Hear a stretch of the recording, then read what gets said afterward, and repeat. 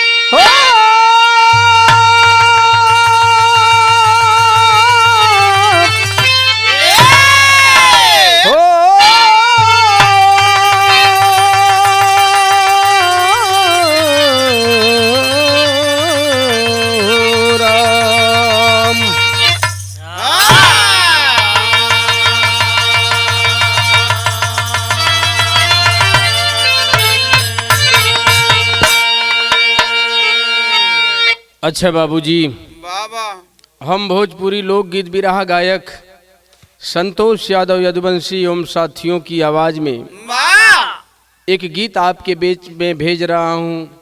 आशा न पूर्ण विश्वास है कि आप लोग अपना प्यार दुलार आशीर्वाद सख्ते में कर दिया। कहीं कोई सुरक्षित नहीं था बाबा, जो जहां पड़ा था वो वहीं पड़ा रह गया। कितने लोग कई हजार किलोमीटर की दूरी पैदल तय कर दिए बाबा, लेकिन एक ऐसा कहानी मिलल, कवि जी कव्वाली का गीत लिखत हूँ भैया।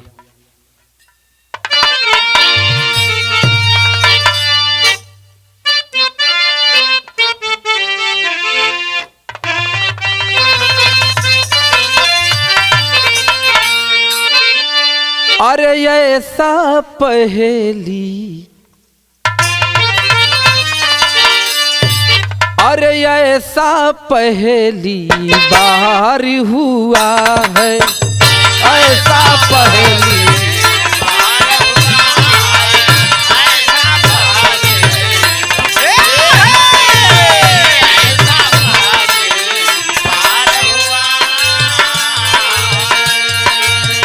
ऐसा पहेली बार हुआ है,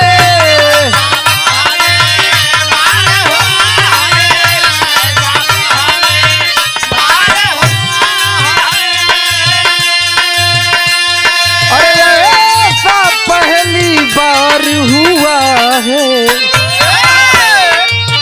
हमको किसी से प्यार हुआ है, हमको किसी से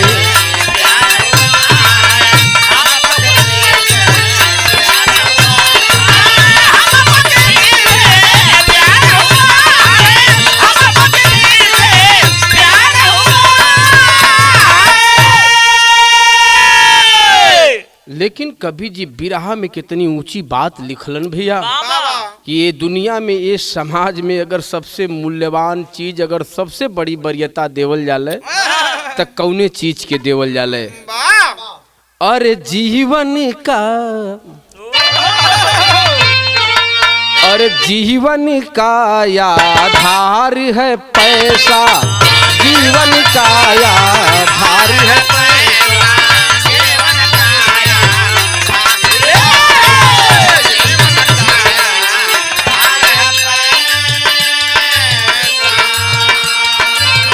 जीवन का आधार है पैसा,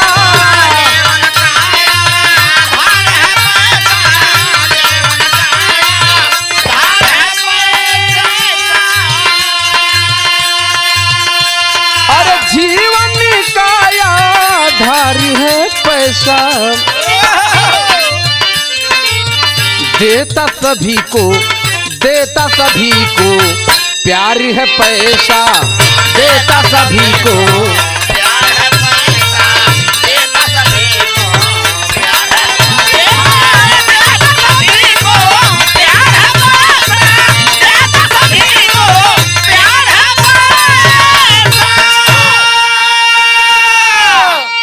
है यहीं से हमारे बिरहा के कहानी का शुरुआत बा भैया। कहानी हौ कैसन और कहाँ कबा बाबा।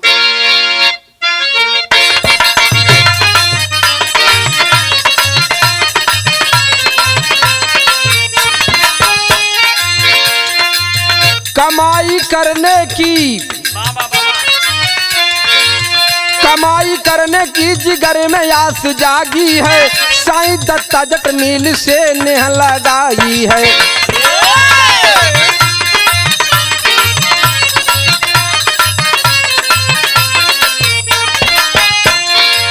तेलंगाना वारंगल जिला की कहानी है, रहे मजदूर 10 समय बड़ी तूफानी है।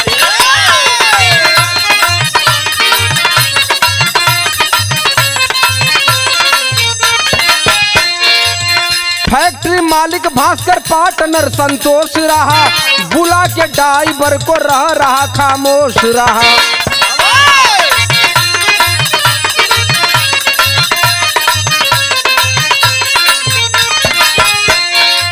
बोरी का आर्डर आया फैक्ट्री में जाओ तुम, बोरी का आर्डर आया फैक्ट्री में जाओ तुम, टेम्पू पे बोरी भर के आ हमें बताओ तुम।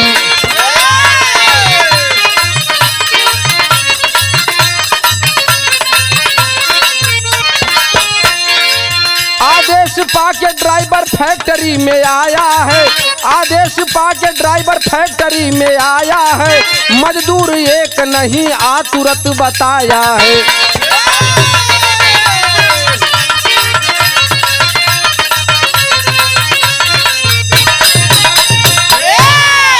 ए बाबू तेलंगाना के वारंगल जिला का कहानी बा। वही वारंगल जिला में एक साईं दत्ता जट मिल रहल। जूट मिल में 10 लोग रहलन। वो 10 लोग वो जूट मिल में अपन बोरी का काम करें। एक दिन फैक्ट्री के मालिक भास्कर और पार्टनरशिप में एक संतोष, ये दोनों लोग पार्टनरशिप में रहे। दोनों बोले कि एक काम करो कि ड्राइवर जाओ कुछ बोरी जूट मिल से लेकर के आओ। जब ड्राइवर पहुंचा जूट मिल में तो जूट मिल में बाबू एक भी मजदूर नहीं थे। आया भागते हुए ड्राइवर, बोला कि साहब मिल तो लाख है, वहां एक भी लेबर नहीं है। अरे 10 में एक भी नहीं? बोला सर एक भी नहीं। ए बाबू दोनों मालिक निकल पड़े खोजने के लिए कि आखिरकार हमारे मजदूर बिना बताए गए कहाँ। वही समय कवि जी बिरहा में एक गीत लिखत हूँ भैया।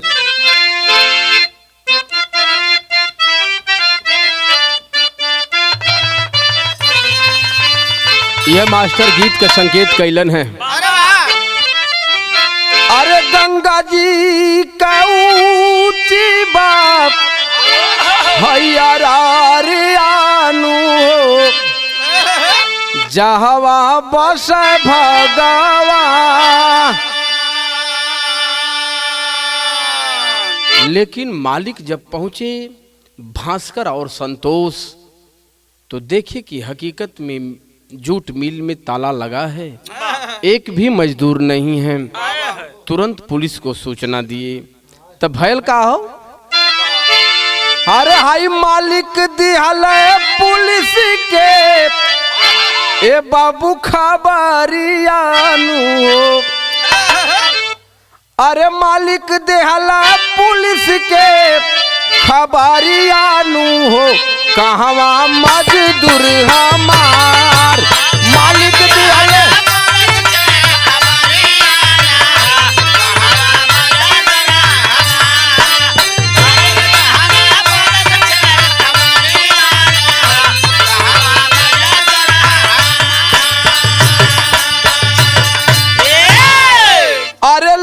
नहीं कौनो ए साहेब खबरियानु हो, कहवा मजदूर हमार।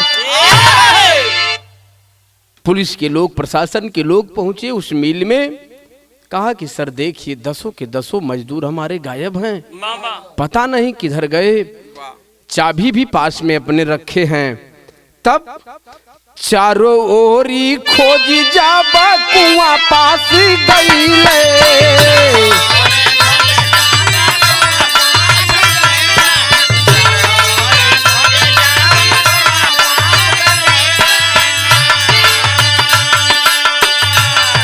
ए बाबू वह दोनों मालिक और पुलिस प्रशासन के लोग उसी जूट मिल के बगल में एक कुआं था। जब उस कुएं के पास पहुंचे तो एक दृश्य देखे। क्या? चारों ओरी खोजी जब कुआं पास गईले, चार बोरी पौड़त वही कुआं में देखैले।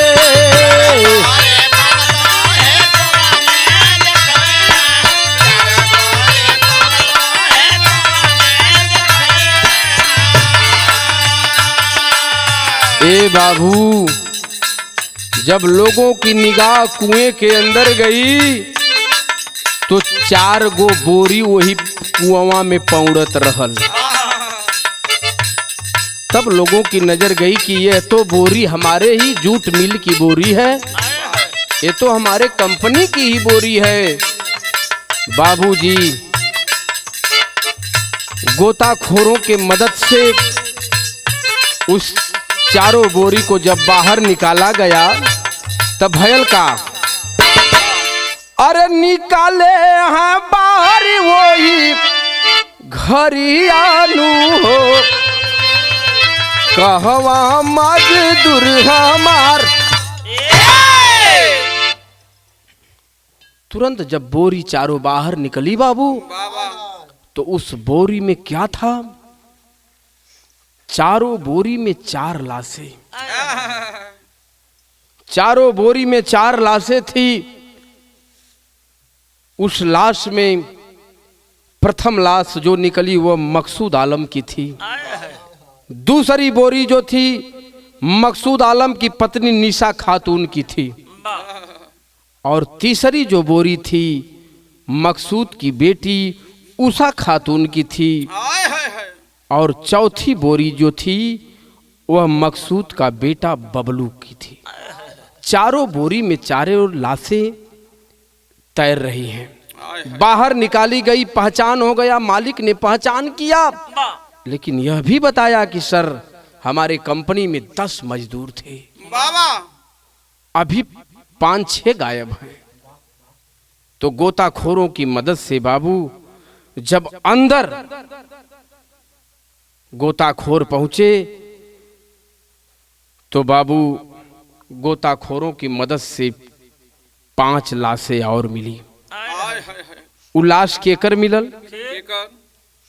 शहनबाज आलम, शकील, सुहेल, श्याम और श्री राम।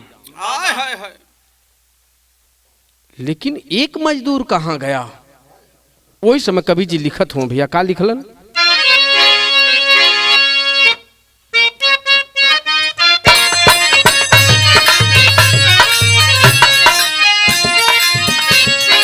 यह गीत बाप तुहरे गड़वा में सिंगड़वा भौजी डाल दे का,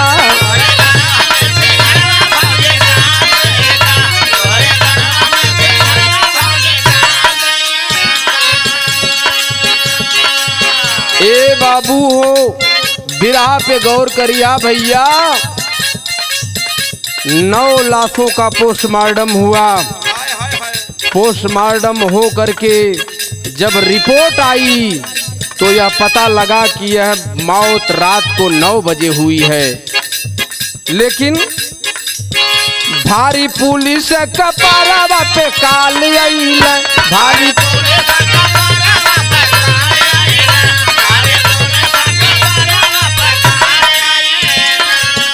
करवाला मजदूरी काहे मार गईल, करवाला मजदूरी काहे मार गईल हो, भारी पुलिस कपारवा पे काल आइल।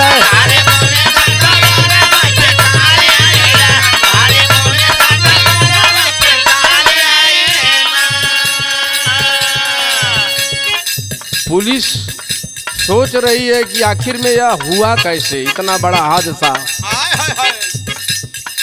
मौत का कारण समझ न आवे, मुखबिर छोड़ी पता लगावे।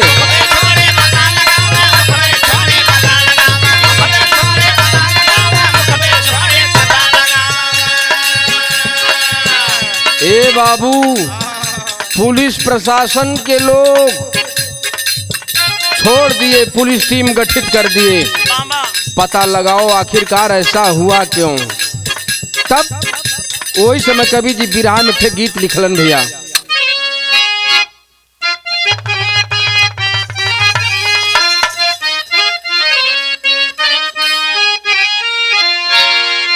ए बाबू, जब पुलिस टीम छोड़ल गई तो कंपनी का जो सीसीटीवी कैमरा था, फुटेज था, उसको जब खंगालने का काम प्रशासन के लोगों ने किया तो एक दृश्य देखा कि एक व्यक्ति साइकिल से आ रहा है और कुएं की तरफ जा रहा है, फिर कुएं से साइकिल लेकर के इधर आ रहा है, फिर जा रहा है। आखिरकार यह है कौन? ए बाबू, तो पता लगा सीसीटीवी कैमरा की मदद से कि यह पहचान किसी और की नहीं है। किसकी है? गीत है कवि जी लिखत हूं। अरे हंसी हंसी पानावा खियावे बेईमानावा,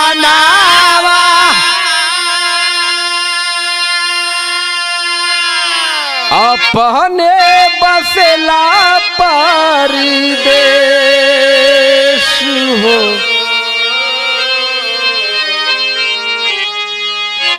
वह बाबू जब सीसीटीवी कैमरे की मदद से पहचान की गई तो वह कौन था? मालिक पूछ रहा है। क्या? अब फैक्ट्री मालिक भाषे करीब संजय यादव से पूछा ले,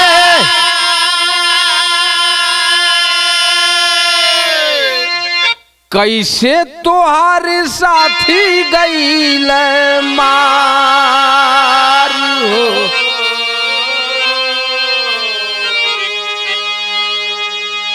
ये नहीं के साथावा में तू रोजी रोजी राहत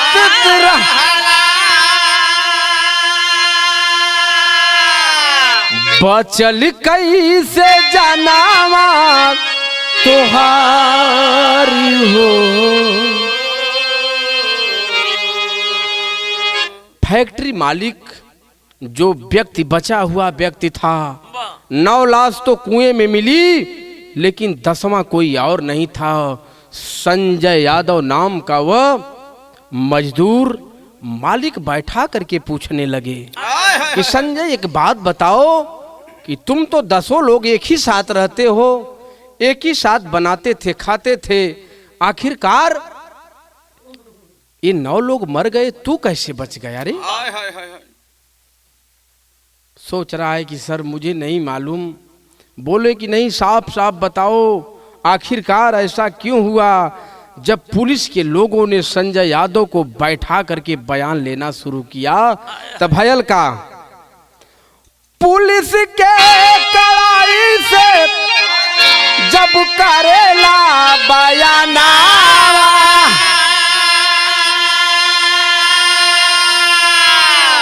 सुनी सुनी सब ही लाचार,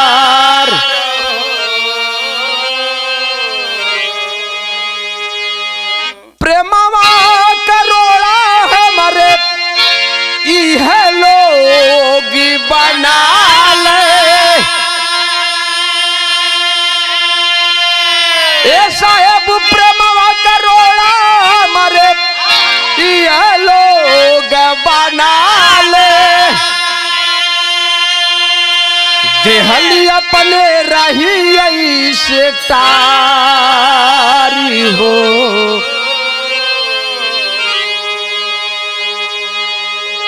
ए साहेब, अब जब हकीकत आप लोग जानल चाहत हुआ, पूछल चाहत हुआ, तो हम बतावत ला साहेब कि मैं सन 2014 में बिहार का रहने वाला हूँ। महोदय, मेरा नाम संजय यादव है। और जब मैं बिहार से आया, गरीबी मेरे परिवार में चरम सीमा को पार कर गई थी और तेलंगाना के वारंगल जिले के गौरकुंडा गांव में साईं दत्ता जूट मिल के पास मैं घूम रहा था। सोच रहा था कि कहाँ रात बिताऊं, कहाँ से एक रोटी का इंतजाम करूं महोदय। इसी जूट मिल में काम करने वाला मकसूद आलम मुझे मिला और मकसूद आलम से मैंने सारी अपनी व्यथा को बताया। बोला कि संजय होपलेस मत हो, चलो मैं इसी मिल में तुम्हें रखवा देता हूँ मालिक से बात करके। मकसूद चाचा हमके यही मिल में रखवा दलन साहेब। लेकिन जब मिल में रह लगली तो कुछ दिन के बाद भयल का साहेब बतावत हो बिरहा में ठे गीत लगल।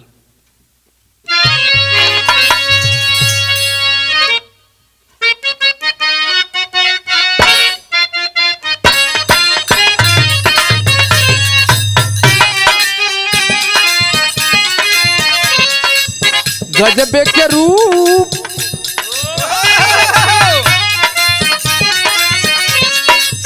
गजबे के रूप तोहार गजबे सूरतिया तू पवलू हो।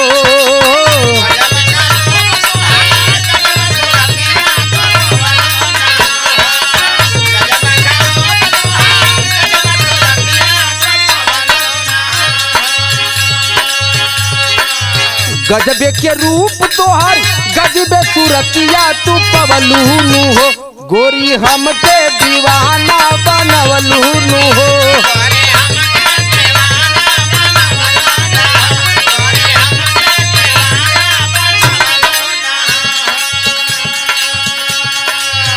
ए साहेब हमार प्रेम हो गए ही जूट मिल में कैसे विधवा रफीका से लड़ली जब नजरिया सुतवलू न हो। विधवा रफीका से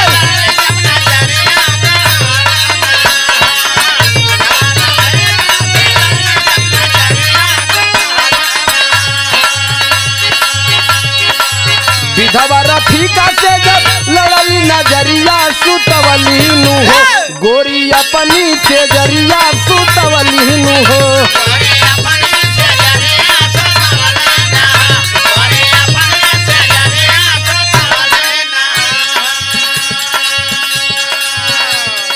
अपने साथे रखली 16 साल का छोकरिया सुतवली नु हो। अपने साथे रखली 16 साल का छोकरी।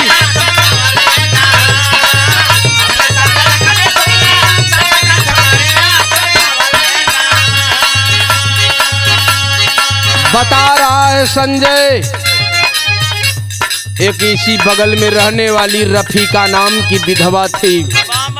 वही रफीका से साहब हमार प्रेम हो गयल। इतना प्रेम हमार रफीका का बढ़ गयल कि ओकरे साथे में एक ठे रफीका के 16 साल का लड़की भी रहे। जब रफीका का नजर और हो जा तो वो लड़कियों से हमार कुछ हो कनेक्शन चलत रहल। लेकिन एक दिन भयल का माई बेटी सथवा में रह लगली।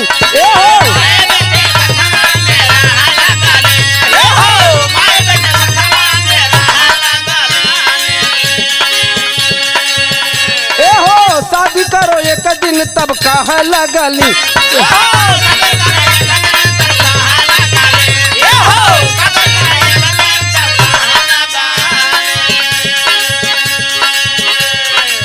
चला हमारे सथवा में बाबू के बखरिया सुतवली नु हो।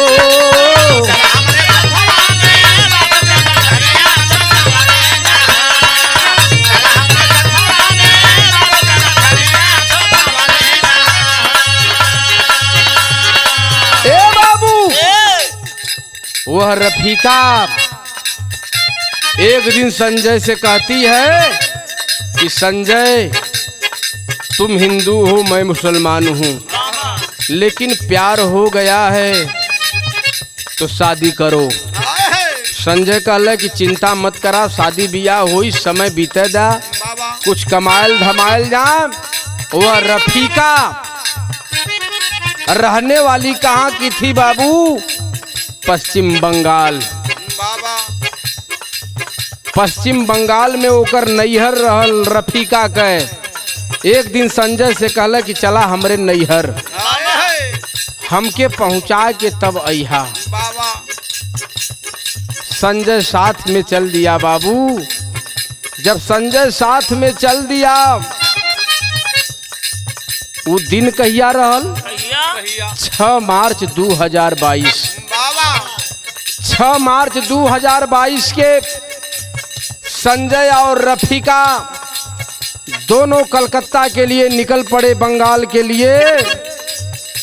लेकिन बाबू जब कुछ दूरी पर ट्रेन पहुंची तो वह संजय एक गिलास छाछ खरीदा। छाछ देखे हमन भोजपुरी में मंठा कहिला।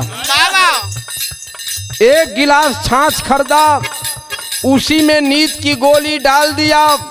और जब नींद की गोली डाल दिया संजय, रफीका को पिलाया।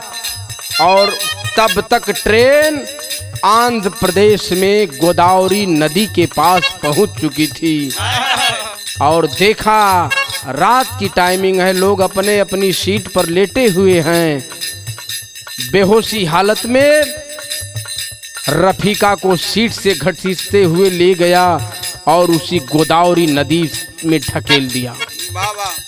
धक्का मार दिया ट्रेन से, नीचे गिर गई बाबू रफीका।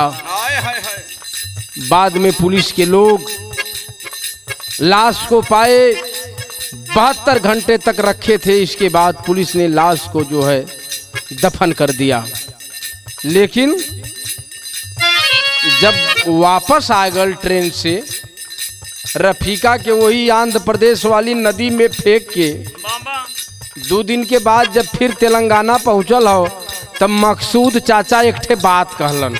का कहलन भैया? भाव है विराम। जब मैं वापस आया तो मकसूद दबाव बनाया, कहाँ रफीका को छोड़ा, जा बेटी से बतलाया।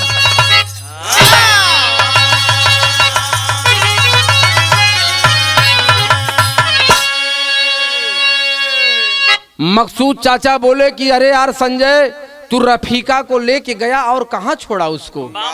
बोला कि अरे चाचा, मैं तो उसके मायके छोड़ करके, और मैं कहा कि तुम इसी जगह रहो और मैं जाता हूँ, कंपनी में काम होगा, मजदूरों की कमी है, मैं चला आया। लेकिन बाबू हो जो 16 साल रफीका का 16 साल का बिटियावा रहल, वो एक ठे बात कल बिरहा शैली में।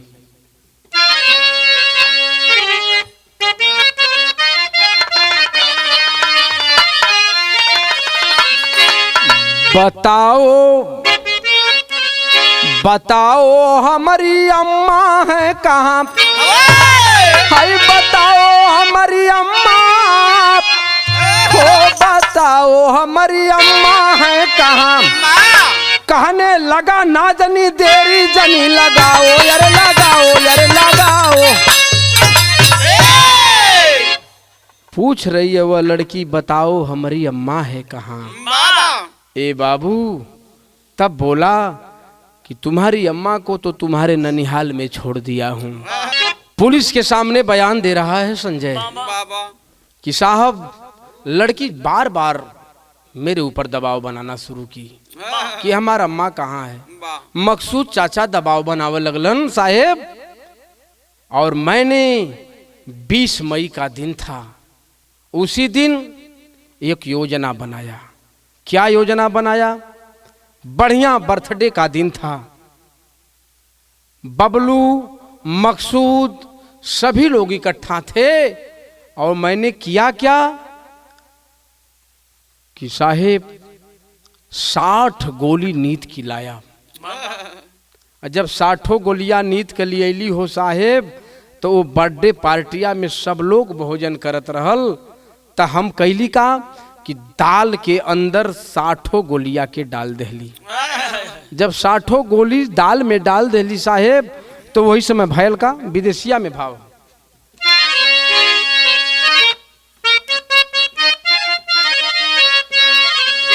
अरे 60 गोलिया कया शरीफ देखी देखी खुश भैली भैल बेहोश साहेब सब कर सारिया। बर्थडे पार्टी में साहब जब भोजन सब कैल हल तो 10-20 मिनट के बाद देखली कि सब जौन हो नींद के गोली के असर सबके अंदर पड़े लगल। बाबा एहर सोचली कि अबू केहू हम पे ना दबाऊ डाली फैक्ट्री से साहब लेके अली 10 बोरिया। ए साहेब सोच गेली कि अब तई नींद में हो गईलन, अब क्यों रफीका से शादी करे कि हमरे ऊपर दबाव ना बनाई। बाबा अब साहब 10 ठे बोरी लियली, वही बोरिया में कैली का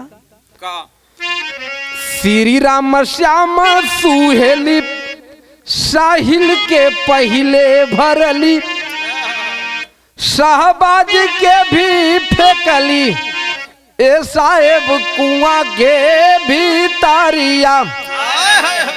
अब मकसूदयाल मुनीसा खातुन पे क्रोध आइली उषा बबलू कजे रहल बपवा मातारिया। मकसूद चाचा पे बड़ी क्रोध आइली, ये सब हमारे ऊपर ज्यादा निगाह रखे। सबके बोरी में भर भर साहब यही जूट मिल से बोरी ले गईली 10 लोगन के भर के 9 लोगन के वही कुआं में डाल दहली। जब इतनी बात प्रशासन के लोग कंपनी के लोग सुने बाबू तो दांते तले अंगुली दबा लिए। वही समय कवि जी पहपट में भाव लिखत हूँ।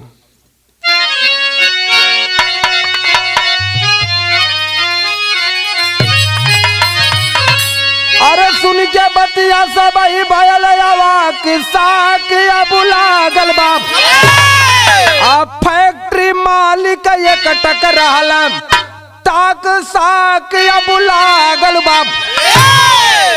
फैक्ट्री मालिक सोचने लगे कि यार संजय तूने ऐसा क्यों किया।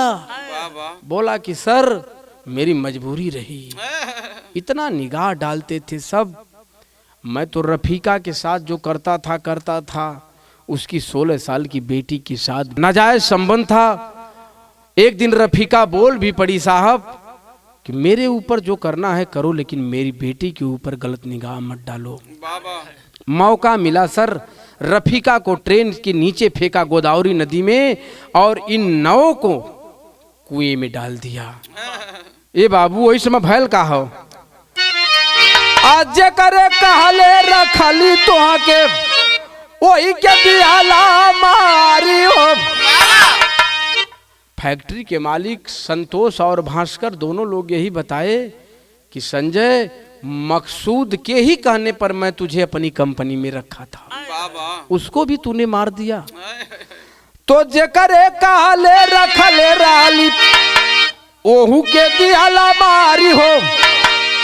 10 हत्या तू किया नीच गई मती तुम्हारी मारी हो। 1 2 नहीं 10 हत्या तूने किया।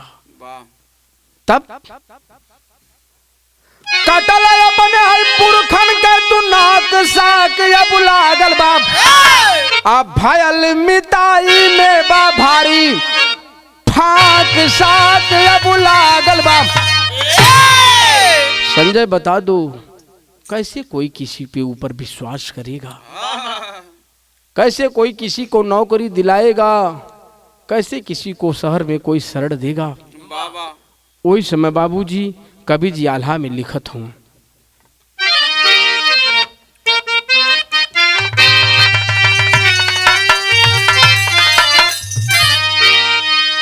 अरे प्रेम कायल पाप नहीं ए बाबू प्रेम कायल पाप नहीं होला दुनिया में भैया। प्रेमवा के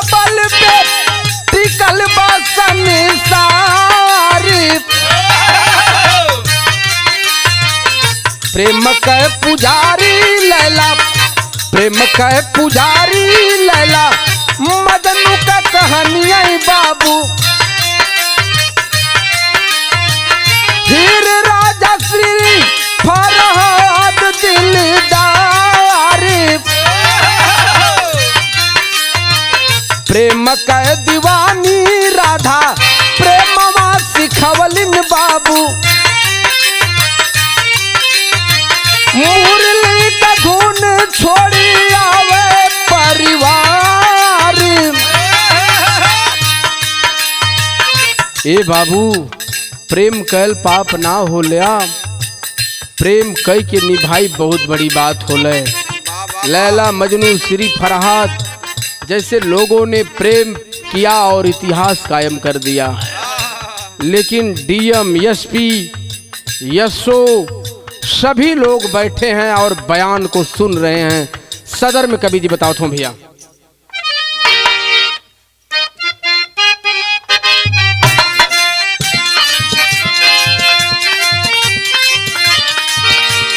डीएम एसपी एसओ जब सुनला बयाना,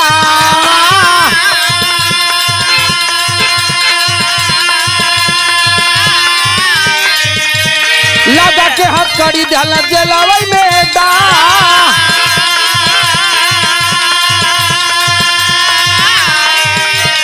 बीस मई 2020 वाला दिनावा,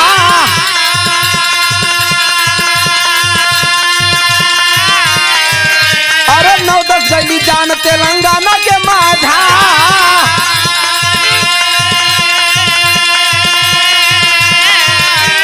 25 मई के गिरफ्तार हो गई।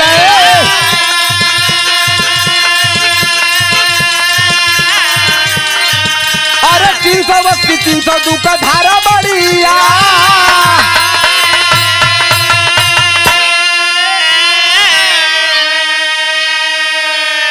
डीएम एसपी एसओ के सामने जब सारी बयान को प्रशासन के लोगों ने सुना, लगा करके हथकड़ी जेल की सलाखों में 25 मई को डाल दिया।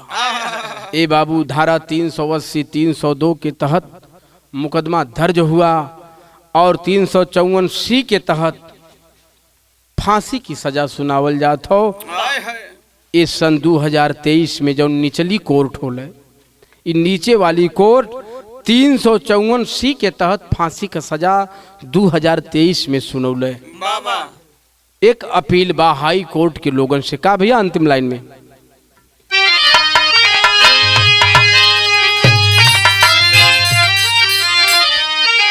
हाई कोर्ट में भइल अपील, लेकिन बचना बा मुश्किल।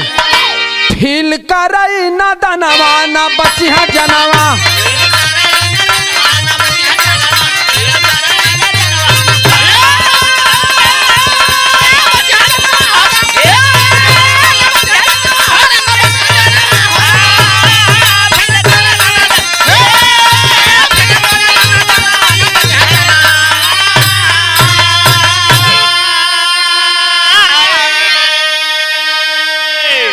प्यार को करना पाप नहीं पर त्यागो ना ईमान। अय्यासी में नहीं चाहिए किसी का लेना जान। मान जा पंचो मोर कहानवा न बची है जनवा। प्यार कईल पाप ना होला बाबू, लेकिन प्यार के चक्कर में लोग बड़ी बड़ी हत्या बड़ा बड़ा जान लेलन। लोग अपने मौका के जब निकार लेलन, इंसान ऐसन प्यार करत हुए, लोग ऐसन समाज में प्यार करत हुए कि बाबू प्यार कैले के बाद जब जरूरत निकल जाते हो तो कहीं प्रेमी की हत्या देख रहे हैं, कहीं प्रेमिका की हत्या हो रही है। ऐसन ऐसन लोग समाज में हुए। बुरे कर्म का बुरा नतीजा, बुरे कर्म का बुरा नतीजा कहता है संसार। इसका भूत जब चढ़े तो बारे जाले मत या मार। प्यार का मुरझायल चमनवा न बची है जानवा।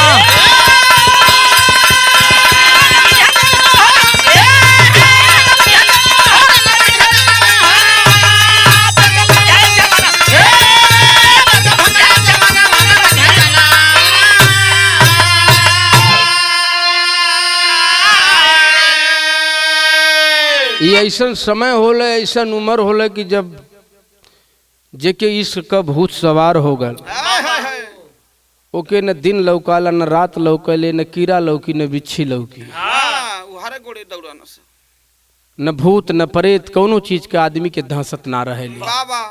लेकिन यह समाज हो, यह समाज के लोग हों भैया, ऐसने लोगन पर एक कोर्ट के कड़ी से कड़ी सजा देवे के चाहिए।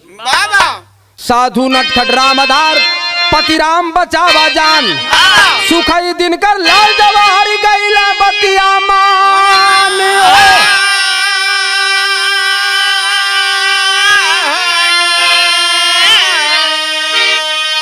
बताओ हमारी अम्मा है कहाँ,